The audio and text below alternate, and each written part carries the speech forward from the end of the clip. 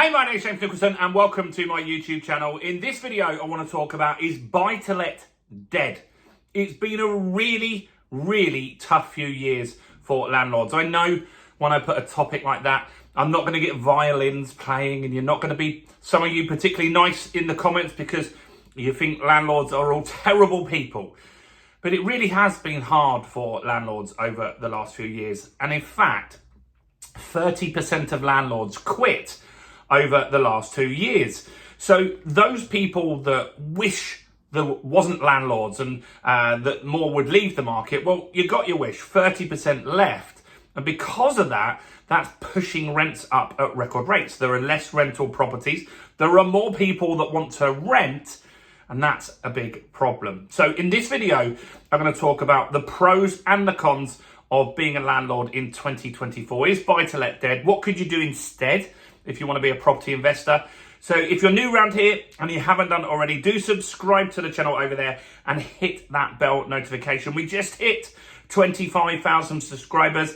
And while you're here, smash like, tickle like, do something to that like button, even if it's out of anger. That really helps me with the YouTube algorithm, and it means you're an all-round great person. So let's have a look. What is going on? So let's look at the negatives of being a buy-to-let landlord at the moment, because there are quite a few. First is interest rates. Now, not everybody actually knows this, but an interest rate rise hits a landlord way more than a residential mortgage. And the reason for that is that landlords get mortgages, the buy-to-let mortgages are on something called interest only. So when the rates went from 1% to 4%, that means their payments quadrupled for some people. And that really, really hit people. Imagine you were paying £200 for your mortgage a month, and then suddenly it goes up to 800 quid, and you're only getting 650 for your rent. You're losing money every single month then. So that just doesn't work, meaning those landlords quit. They got out the market.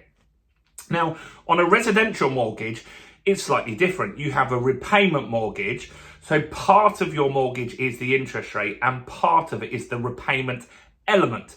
That means that your balance is going down every single month as you go through it. And so the interest rate rises don't hit you as hard as they might a landlord. So that's one thing driving landlords out the market.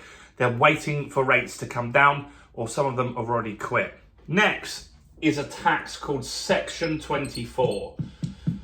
Now, Section 24 is a really unfair tax. I'm a business owner. I've been a business owner for 20 years and I'm a landlord. Now, in my business, if I was to sell you something like this, some post-it notes, then you would give me a fee for that. And I wouldn't pay tax on that. I might pay VAT, but the profit tax that I would pay is called corporation tax. But I would be able to deduct costs. So I would be able to deduct any fuel I've used, any energy for lighting, any costs of goods, staff wages, and all of that kind of stuff. Landlords don't get that. Landlords have to pay tax on the gross rent. So if they get £1,000 rent, they pay tax on that, dependent on the level of income tax rate they're on. So if they're on a 40% rate, they pay 40% tax. Now here's the problem. So you get £1,000 rent, now you paid £400 tax on that straight away, which is not like any other business. And then the problem is that your mortgage interest rate has gone up. And so it just clashes with that and you're potentially losing money. So Section 24 is an unfair tax. There's no other business, even energy companies, oil companies don't pay tax on the gross income. So that's something that is unfair, and that's made another reason why a lot of landlords quit. Next, there's some uncertainty around Labour. So we've got the election next week. It's very likely that Keir Starmer is going to be the new Prime Minister unless something crazy happens. But if you look at the polls, it's absolutely likely that that's going to happen. Now, normally, the Conservatives are more landlord friendly, although they did bring in this Section 24. But Labour are quite anti-landlord, and a lot of their policies are anti-landlord, and that's worrying a few landlords. And they're waiting to see what happens, what policies are going to be introduced And is that going to be something that means more landlords will quit? We'll see. So that's a negative at the moment, that landlords have that uncertainty. Next is house prices, right? So if you bought a property in the peak, which some did, which was a year and a half ago, now you're coming around to remortgage. If that property's gone down in value, which it has in some places, you could be in negative equity. That could be a real problem to get a new mortgage. And then you might have to top up your deposit on that property. So that's a real fear for a lot of landlords as well. And is the market going to move downwards more? So that's the negative side, but there's some positive stuff as well. Because look, not all landlords are struggling and some are doing very well, especially if they know what they're doing.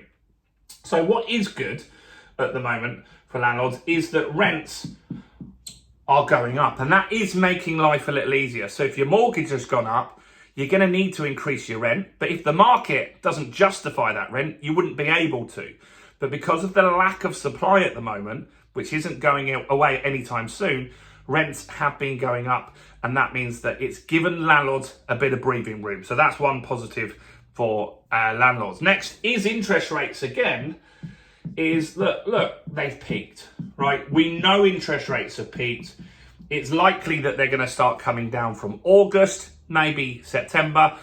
But look, the interest rates really have peaked this time. Mortgage rates have dropped this week. It's getting more affordable. So this is probably the worst it's going to get for landlords on the interest rate side of things. So that's a positive thing. And a lot of landlords are holding out hope that we'll see some better rates in the next 12 months. So how can you make money? Well, what you need to do as a landlord in this market is look at two really solid strategies. One is HMOs.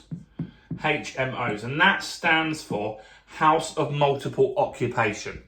It's like student accommodation. It's where you rent the property out on a room by room basis, and doing that maximises your rent. I'm looking at some opportunities at the moment in Leatherhead in Surrey. The council there, I spoke to the council about another property I've got, and she said, you need to get some HMOs in Leatherhead. We're desperate for property and accommodation over there. We'll pay £950 per room per month. So let's think about that. If you could make a 3-bedroom house and you could turn that into a 5-bedroom HMO by taking out a dining room, taking out a living room and turning those into bedrooms, making the kitchen all nice, making the communal areas all nice, and you could get £5,000 pretty much rent per month. That would be high cash flow. You'd probably make £2,000 profit on that property every single month. So that's a great strategy.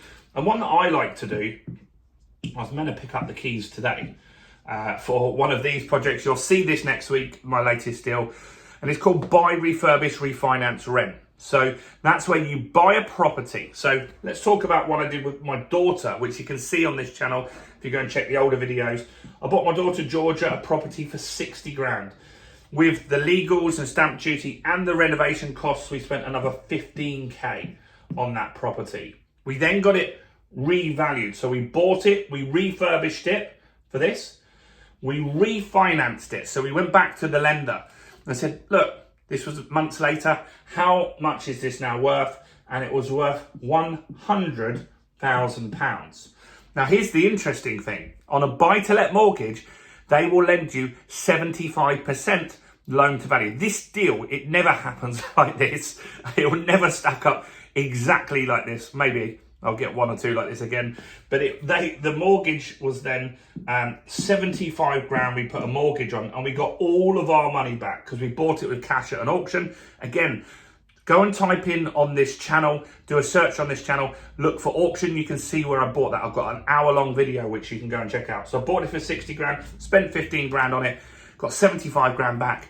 So I got the house for nothing, right? And then I used that money to buy another flat down south, which grew that property portfolio to my daughter. So in a year, she got 2 properties, which is a great start. And so those strategies still work today. And that's what you've got to be looking at doing, stuff like that.